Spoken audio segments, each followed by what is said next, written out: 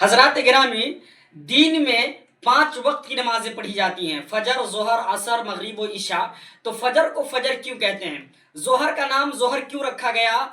असर का नाम असर क्यों रखा गया? मगरिब का नाम मगरिब क्यों रखा गया? ईशा का नाम ईशा क्यों रखा गया? जुमा का नाम जुमा क्यों रखा गया? आइए इसके बारे में जानते हैं। जुमा से शुरू करते हैं। जुमा की नमाज को जुमा इस वजह से कहा जाता है क्योंकि जोहर के वक्त में मुसलमान ज्यादा तादाद में जमा होकर इकट्ठे होकर जुमा की नमाज अदा करते हैं। इस वजह से इसको जुमा की नमाज कहा जाता है, यानी जमा होकर पढ़े जाने वाली नमाज। आप इस तरह समझे कि जमा होकर पढ़े जाने वाली नमाज है, इसलिए इसको जुमा की नमाज कहा जाता है।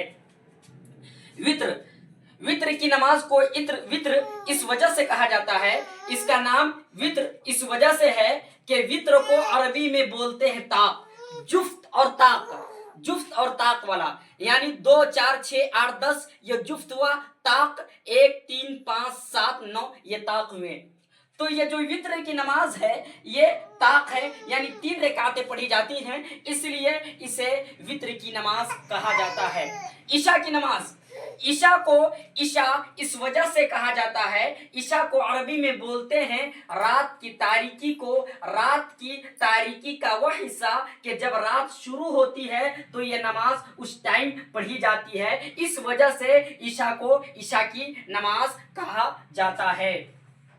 मगरिब, मगरिब की नमाज को मगरिब इस वजह से कहा जाता है, मगरिब को कहते हैं सूरज डूबना, सूरज डूबना। नमाज सूरज डूबने के बाद पढ़ी जाती है, इस वजह से इसको मगरिब की नमाज कहा जाता है।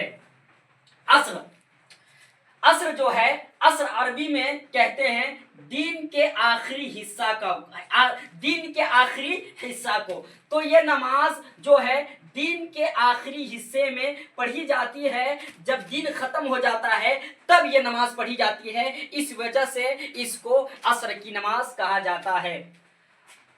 जोहर, और जोहर जो है अरबी में दोपहर को कहते हैं और ये नमाज दोपहर में पढ़ी जाती है, इस वजह से जोहर की